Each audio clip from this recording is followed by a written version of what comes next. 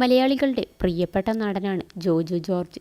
Social മീഡിയയിൽ അദ്ദേഹത്തിൻ്റെ വിശേഷങ്ങളെല്ലാം തന്നെ വളരെ പെട്ടെന്നാണ് വൈറലായി മാറുന്നത്. ഇപ്പോഴിതാ നടന് സിനിമാ ചിത്രീകരണത്തിനിടെ പരിക്കേറ്റുവെന്നുള്ള വാർത്തകളാണ് പുറത്തെത്തുന്നത്. കമൽഹാസനെ നായകനാക്കി മണിരത്നം ഷൂട്ടിംഗ് ചെയ്യുന്ന തഗ് ലൈഫിൻ്റെ ഷൂട്ടിങ്ങിനിടെയാണ് അപകടമുണ്ടായത്.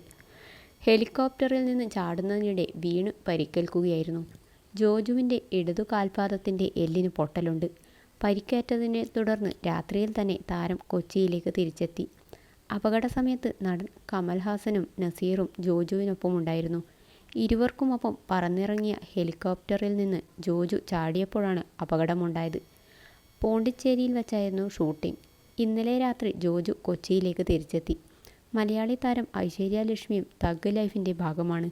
രാജ് കമൽ ഫിലിംസ് ഇൻ്റർനാഷണലും റെഡ് ജയൻ്റ് മൂവീസും ചേർന്നാണ് തഗ് ലൈഫ് നിർമ്മിക്കുന്നത്. 3.5 പതിറ്റാണ്ടുകളുടെ കാത്തിരിപ്പിനൊടുവിൽ കമൽഹാസൻ മണിരത്നം കൂട്ടുകെട്ടിൽ ഒരുങ്ങുന്ന ചിത്രമാണ് തഗ് ലൈഫ്. രംഗരായ ശക്തിവേൽ നായ്ക്കർ എന്ന കഥാപാത്രമായാണ് ചിത്രത്തിൽ കമൽഹാസൻ എത്തുന്നത്. അതിഗംഭീരമായ ആക്ഷൻ രംഗങ്ങളാണ് സമ്പന്നമായ ടൈറ്റിൽ അനൗൺസ്മെൻറ്റ് വീഡിയോയിൽ കൂടിയാണ് ചിത്രത്തിൻ്റെ ടൈറ്റിൽ പ്രേക്ഷകരിലേക്ക് എത്തിയത്. ജാപ്പനീസ് ആയോധന കലകളിൽ അഗ്രഗണ്യനായ മാസ്റ്ററായാകും ചിത്രത്തിൽ കമൽഹാസൻ എത്തുക എന്നാണ് വിവരം. അതേസമയം ചിത്രം നായകൻ്റെ സീക്വൽ ആണോ എന്ന ചോദ്യവും ഇതിനോടകം ശക്തമാണ്. 1987 പുറത്തിറങ്ങിയ ക്ലാസിക് ചിത്രമായിരുന്നു നായകൻ.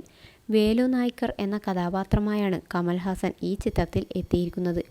സിനിമയുടെ ക്ലൈമാക്സിൽ വരുന്ന വേലു നായ്ക്കറുടെ കൊച്ചുമകൻ്റെ പേരും ശക്തിവേൽ എന്നാണ്. അതാണ് പ്രേക്ഷകരിൽ സംശയങ്ങൾക്കിടയാക്കിയത്. കൂടുതൽ വിവരങ്ങളൊന്നും പുറത്തെത്തിയിട്ടില്ല. മണിരത്നത്തിനൊപ്പം പ്രഗത്ഭരായ ടീമാണ് ചിത്രത്തിൽ പ്രവർത്തിക്കുന്നത്.